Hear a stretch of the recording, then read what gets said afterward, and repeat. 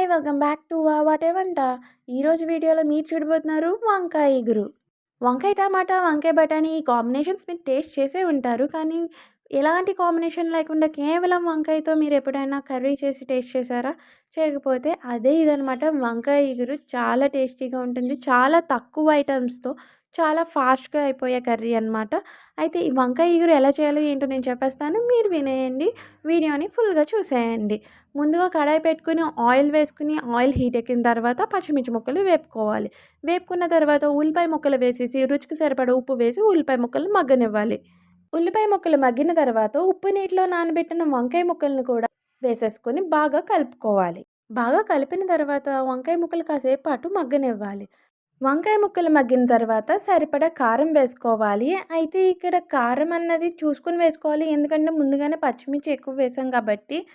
కారం వేసుకున్న తర్వాత మంచిగా కలుపుకున్న తర్వాత ఒక గ్లాస్ వాటర్ వేసి మంచిగా కలిపేసి లిడ్ పెట్టేసి ఒక 10 నిమిషాల పాటు సిమ్‌లోనే మగ్గనివ్వాలి.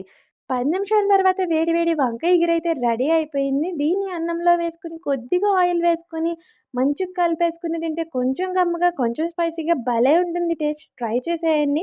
ఈ కర్రీ డీటెయిల్‌గా కావాలంటే మా ఛానల్‌లో ఉంటుంది చూసేయండి. ఈ వీడియో నచ్చితే లైక్ చేయండి, షేర్ చేయండి, ఇంకా సబ్స్క్రైబ్ చేసుకోండి. ఉంటా. బాయ్.